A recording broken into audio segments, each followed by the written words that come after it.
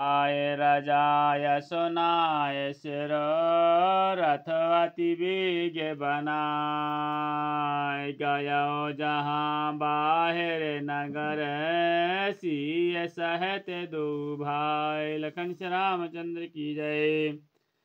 सुमंत्र जी राजा की आज्ञा पाकर सिर नवाकर और बहुत जल्दी रथ जुड़वाकर वहां गए जहां नगर के बाहर श्री सीताराम जी दोनों भाई सीता जी सहित दोनों भाई थे। तब सुमंत्र नृप बचन सुनाए करे विनती रथ राम चढ़ाए। चढ़े रथ सिय सहित दो भाई चले हृदय अवधहि सिरुनाई। तब वहां पहुंचकर सुमंत्र ने राजा के वचन श्री रामचंद्र जी को सुनाए और विनती करके उनको रथ पर चढ़ाया। सीता जी सहित दोनों भाई रथ पर चढ़कर हृदय में अयोध्या को सिर नवा कर चले। चलत राम लखी अवध अनाथा बिकल लोग सब लागे साथा। कृपा सिंधु बहु विधि समझावहि फिरहि प्रेम बस पुनि फिर आवहि। श्री रामचंद्र जी को जाते हुए और अयोध्या को अनाथ होते हुए देखकर सब लोग व्याकुल होकर उनके साथ हो लिए। कृपा के समुद्र श्री रामचंद्र जी उन्हें बहुत तरह से समझाते हैं तो वे अयोध्या की ओर लौट जाते हैं, परंतु प्रेम बस फिर लौट आते हैं। लागति अवध भयावन भारी मानहु काल रात्रि अंधियारी। घोर जंतु सम पर नर नारी डर पहिए कहीं के निहारी। अयोध्यापुरी बड़ी डरावनी लग रही है, मानो अंधकारमयी काल रात्रि ही हो। नगर के नर नारी भयानक जंतुओं के समान एक दूसरे को देखकर डर रहे हैं। घर मसान परिजन जन भूता सूत सुत हित मीत मनहु जमदूता। बागन बिटप बिल कोमलाई उसरत सरोवर देखी न जाही। घर शमशान कुटुंबी भूत प्रेत और पुत्र हितैषी और मित्र मानो यमराज के दूत हैं। बगीचा में वृक्ष और बेलें कुम्हला रही हैं। नदी और तालाब ऐसे भयानक लगते हैं कि उनकी ओर देखा भी नहीं जाता। हाय गए कोटहि केल मृग पुर पशु चातक मोर। के रंगा थे सुख सारिका सारस हंस चकोर। लखन श्री रामचंद्र की जय। करोड़ों घोड़े हाथी खेलने के लिए पाले हुए हिरण नगर की गाय बैल बकरी आदि पशु पपीहे मोर कोयल चकवे तोते मैंने सारस हंस और चकोर।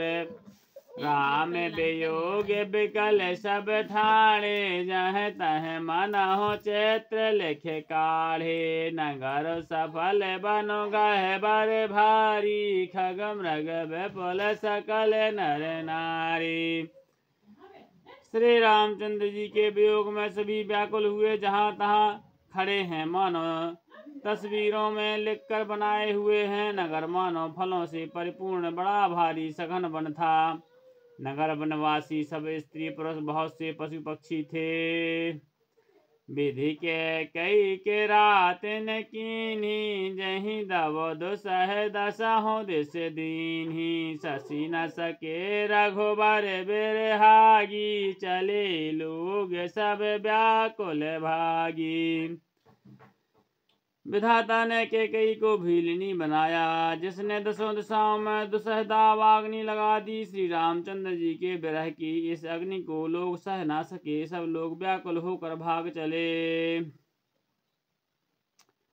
सबहि विचारो कीन्ह मन माही राम लखन सिय बिनु सुख नाही। जहाँ राम तह सबोई समाजू बिनु रघुबीर अवध नहीं काजू। सबने मन में विचार कर लिया कि श्री रामचंद्र जी लक्ष्मण जी और सीता जी के बिना सुख नहीं है। जहाँ श्री राम जी रहेंगे वहीं सारा समाज रहेगा। श्री रामचंद्र जी के बिना अयोध्या में हम लोगों का कुछ काम नहीं है। चले साथ सस मंत्र दृढ़ाई, स्वर दौर लभ सुख सदन बिहाई। राम चरण पंकज प्रिय जनहि, विषय भोग बस करहि कित नहीं। ऐसा विचार करके देवताओं को भी दुर्लभ सुखों से पूर्ण घरों को छोड़कर सब श्री रामचंद्र जी के साथ चल पड़े। जिनको श्री रामचंद्र जी के चरण कमल प्यारे हैं, उन्हें क्या सभी कभी विषय भोग बस में कर सकते हैं। श्री राम। बालक वृद्ध बिहाय ग्रह, लगे लोग सब साथ। तम सातीर निवास किए, प्रथम दिवस रघुनाथ। बच्चों और बूढ़ों को घर में छोड़कर सब लोग साथ हो लिए। पहले दिन श्री रघुनाथ जी ने तमसा नदी के किनारे विश्राम किया। रघुपति प्रजा प्रेम बस देखी, सदैव हृदय दुख भयो बिसेखी। करुणामय रघुनाथ गोसाई, बेग पाए है पीर पराई। प्रजा को प्रेम बस देखकर श्री रघुनाथ जी के दयालु हृदय में बड़ा भारी दुख हुआ। प्रभु श्री रामचंद्र जी करुणामय हैं, पराई पीड़ा को वे तुरंत पा जाते हैं। कहे सब प्रेम मृदु बचन सुहाए, बहुविध राम लोग समझाए। किए धर्म उपदेश घनेरे, लोग प्रेम बस फेरहि न फेरे। प्रेम युक्त कोमल और सुंदर वचन कहकर श्री रामचंद्र जी ने बहुत प्रकार से लोगों को समझाया और बहुत तेरे धर्म संबंधी उपदेश दिए, परंतु प्रेम बस लोग लौटते नहीं। शील स्नेह छाड़े नहीं जाई, असमंजस बस भेर घोराई। लोग सुग श्रम बस गए सोई, कछुक देव माया मति मोई।